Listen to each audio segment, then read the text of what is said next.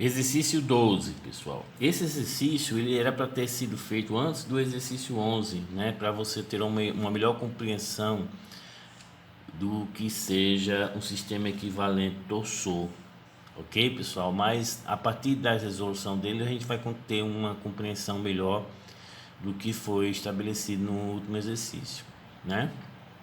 Esse exercício ele tem o seguinte enunciado: uma base de concreto na forma de hexágono regular de lado 3,65 metros suporta 4 colunas com carga, como mostrado na figura. Eu tenho 4 colunas, ó, onde estão aplicadas carga: a A, a E, a D e a C, ok? Determine a intensidade da carga adicional que deve ser aplicada em B e F, ou seja, B não tem carga, F também não tem carga, e quer saber qual é a carga que eu tenho que aplicar em B e em F, se a resultante de todas as 6 cargas passa através do centro da base, ou seja, ele quer que a resultante dessas cargas esteja atuando aqui no centro, beleza? Então eu tenho que ter uma carga aqui atuando no centro e ao mesmo tempo não posso ter momento. Beleza, pessoal? Tenho que zerar todos os momentos. Para isso, antes de começarmos o exercício, nós vamos utilizar alguns braços de alavanca, né? Então, é bom a gente já determinar. Nessa composição aqui dessa placa, você vai ter os triângulos equiláteros, né, pessoal? Todos eles de 3,65 de lado. Ok? Então, nós temos que saber, primeiro, a altura desse triângulo, né? E essa espessura da base. Aqui tá fácil porque é a metade, né? Ó. Ou seja, isso aqui vai ser a metade de 3,65, né? Que no caso vai dar 1,825 metros, ok? Então eu tenho que saber essa altura. Sei também que a altura ao quadrado vai ser igual a 3,65 ao quadrado menos 1,825 ao quadrado pelo teorema de Pitágoras, né? Então nisso aqui vocês vão encontrar a altura igual a 3,161 metro, beleza? Então esses dois braços de alavanca, pessoal, nós vamos precisar na hora de determinar os momentos. Para isso, para nós resolvermos essa questão, o que é que eu fiz? Vou fazer um esquema aqui, ó, de uma vista de cima, porque fica melhor para vocês compreenderem. Pronto, essa aqui é uma vista de cima, né? E nesse caso aqui, o que é que está acontecendo? Vamos trabalhar primeiro com essas duas forças, 133 e 66. 133 está atuando aqui, pessoal, ó, nesse canto D aqui, ó, para baixo, tá entendendo? Então perceba, eu vou colocar aqui, ó, 133 kN. Perceba que essa força atuando aqui para baixo, ela não provoca momento em relação ao eixo X, né? Porque ela está sendo concorrente, né, a esse eixo. Mas quando eu levo ela para cá, ó, para o centroide, né, ó, o que é que acontece? Ela vai provocar um momento em relação ao eixo Z, né? E perceba que esse momento, ó, quando ela está empurrando aqui, ó, regra da mão direita, esse momento vem para cá, ok? E esse momento vem para cá de quanto? Aí você vai fazer 133 vezes o braço de alavanca, que nesse caso aqui, pessoal, é a aresta do triângulo retângulo, ó, do retângulo equilátero. Esse aqui é o valor da aresta de 3,65. Ok, pessoal? Então, quando vocês colocam na calculadora, aí o que é que acontece? Vou fazer um outro sisteminha aqui de eixo. Aqui vai ser o eixo Z e aqui vai ser o eixo X. Então, eu estou trazendo essa força de 133, estou jogando aqui na origem, tá aqui, ó, 133 kN. Quando eu faço isso, ela provoca em relação à origem um momento, eu vou colocar o momento aqui lá para trás, você pode fazer isso pela regra da mão direita, de quanto? 133 vezes 3,65, vocês vão encontrar na calculadora 485,45 kN/m. Ok?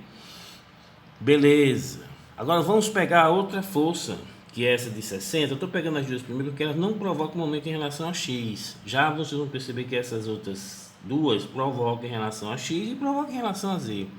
Então vamos trabalhar com essas duas que não provocam em relação a x. Essa força de 66 está atuando aqui, ó. Tá vendo? Nesse ponto aqui, ó. 66 kN, né? E perceba que ela está provocando em relação ao eixo Z um momento, ó.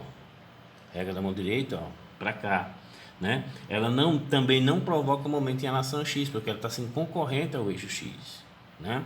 Então, quando você faz 66 kN vezes essa distância aqui, que é o valor da aresta do triângulo, vocês vão encontrar um momento de, nesse lado aqui, ó, vou colocar duas cabecinhas para dizer que é momento de 240,9 kN. Ok, pessoal? E trago a força de 66 para cá,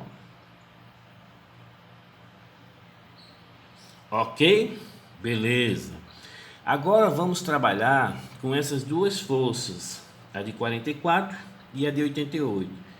Primeiro, a de 44. Ok, pessoal? A de 44. Quando você aplica uma força, olha, a força de 44 está atuando aqui, ó. 44 kN. Ela está atuando neste local, beleza? Quando você vai analisar, essa força está provocando momento em relação ao eixo X, né? Ó, e ela também está provocando em relação ao eixo Z. Então, quando eu levo ela para o centro, aqui, ó, 44 kN, eu vou ter que levar os dois momentos. Perceba que com relação ao eixo X, ela vai provocar, a regra da mão direita, o giro, aqui, tá vendo, ó, no sentido positivo. Então você vai ter um momento aqui, ó, de quanto? Qual é o braço de alavanca desse aqui? Ah, professor, pelo que eu estou vendo aqui, vai ser isso aqui, que é a altura do triângulo, tá vendo? Então, quando você faz 44 vezes 3,161, né? Você vai colocar na calculadora, você vai encontrar 139,084 kN/m. Ok? E quando você faz 44 vezes, agora com relação ao eixo Z, então o braço de alavanca é isso aqui, ó, é metade da base, que é 1,825. E perceba, pessoal, quando você coloca, esse momento vai lá para trás, ó, com relação ao eixo Z, né, ó. Então eu vou provocar um momento para cá, lá para trás. De quanto? 44 vezes 1,825. Quando você coloca na calculadora, vocês vão encontrar 80,3 kN/m. Ok? Beleza. Só falta quem? O 66. Não minto. O 66 já foi. 88 que está atuando aqui em E, ó. 88 que está atuando aqui em E. Só falta ele. Ok? Aqui eu tenho uma força de 88 kN. Lembrando que isso aqui é uma visão superior, né? Para vocês visualizarem a questão do braço de alavanca. Agora vamos trabalhar com esse 88 kN. Provoca momento em relação ao eixo X? Sim. Provoca momento em relação ao eixo X. De quanto? Perceba, pessoal, quando você aplica essa força em relação ao seu x, tende a girar, ó, regra da mão direita, ó, eu batendo aqui é o local da força, ó. Então o eixo x vai girar, ó, o meu dedão pra cá, ó, negativamente. De quanto? É só você fazer 88 kN vezes o braço de alavanca. Ó, o braço de alavanca é a altura do triângulo, ou seja, vai ser 3,16. Ok? Quando você coloca na calculadora, 88 vezes 3,16, você vai encontrar 278,17 kN. Ok? Agora em relação ao eixo Z. Em relação ao eixo Z, vai ser 88. Perceba, pessoal, com relação ao eixo Z, ó, o sentido do giro, ó, lá para trás, ó, o meu dedão, ó. Então, 88 vezes a base, que é 1,825. Então, vai gerar um momento de 88 vezes 1,825, vai gerar um momento de 160,6 kN, ok? Então, para uma força de 88 kN, vai gerar um momento em relação ao eixo Z de 160,6 kN, ok, pessoal? Então, pessoal, como você faz aqui, né, eu vou criar um outro sistema de eixo aonde eu vou calcular as resultantes. Então tá aqui o eixo Z, tá aqui o eixo X. Então quando você vai fazer a resultante, você vai ter uma força aplicada do centro, que é o somatório de todas as forças que estão atuando, né, que vai dar 331 kN, ok?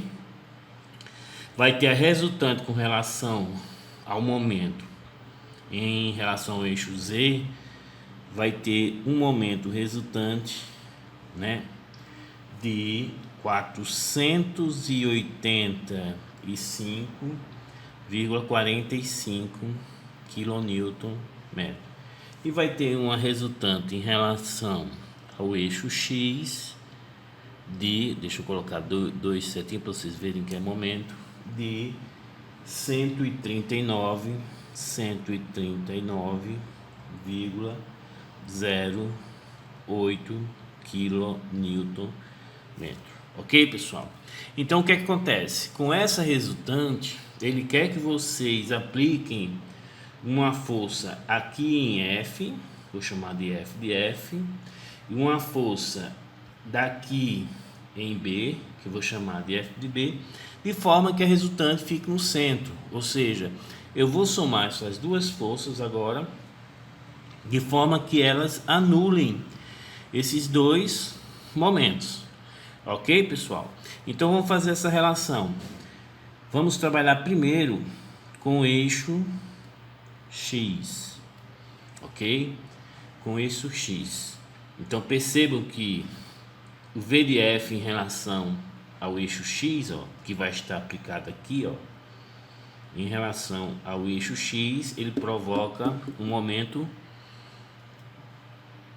igual ao 139.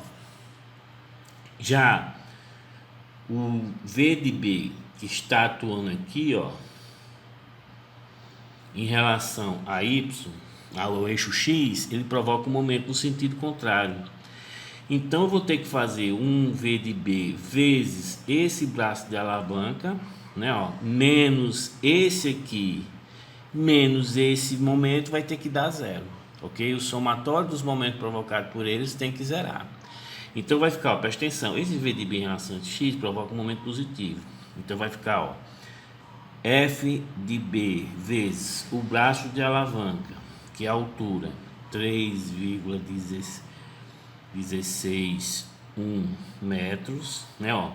Esse F de F provoca um momento no mesmo sentido que tá esse aqui, ó. Então menos F de F vezes também 3,161 metros, né, ó, menos 139 0,08 quilonewtons metro. Isso aqui vai ter que ser igual a 0, ok?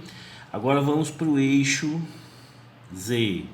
O que acontece em relação ao eixo Z? O eixo Z, ó, tem predominância 1.485,45 lá para trás. Então vamos lá, ó. Esse 88 em relação ao eixo Z, pessoal, e também em relação ao 44, todos os dois provocam um momento minto. O V de B e o V de F em relação ao eixo Z, todos os dois provocam um momento, ó, para cá, ó, no sentido X positivo, tá entendendo? Então, como a resultante em relação a Z deu 485 lá para trás, então os dois vão colaborar para anular esse 485, né? E perceba que o momento agora em relação ao eixo passa a ser a base, né? A metade da base, ok? Então vamos ter essa equação, F de B vezes 1,825 metros mais F de F vezes 1,825 metros mais menos 485, que está lá para trás, é negativo, né, 0,45, isso aqui vai ser igual a 0. Então nisso aqui, pessoal, vocês vão ter o sisteminha, né, que vai ser 3,161 F de B menos 3,161 F de F vai ser igual a 139,08 e 1,825 F de B mais 1,825 F de F vai ser igual a 485,45. Você colocando na calculadora, vocês vão achar F de B igual a 155 kN e F de F igual a 111 kN. Ok, pessoal? É interessante a gente colocar que nesse caso, pessoal, eu tenho uma força aplicada perpendicular e tenho dois momentos, né, perpendicular ao plano, e tenho dois momentos no plano. Então essa força é perpendicular a esses dois momentos. Então eu tenho a liberdade de deslocar ela para onde eu queira, de forma que eu consigo anular esses dois momentos. Mas tem um caso, que foi o caso, que você pode ter essa situação: uma força F, né, e um momento que, ao invés de ser perpendicular, ele é oblíquo a essa força F. Então ele pode ser decomposto numa força, num momento perpendicular, no outro momento aqui, ó, perpendicular, mas ele pode ter um momento atuando no mesmo eixo de força da força F. Então esse momento que está no mesmo eixo a gente chama de torsor, e esse momento aqui a gente chama de fletor, e esse aqui de fletor. Então quando você tem um momento atuando na mesma linha da força resultante, aí, pessoal, o sistema passa a ser equivalente a momento torsor, ok? Aí não tem como você ficar mudando esse F para tentar anular esse momento, já que eles são paralelos. Além de ser paralelos, são coincidentes, ok, pessoal? Então vamos para a próxima aula.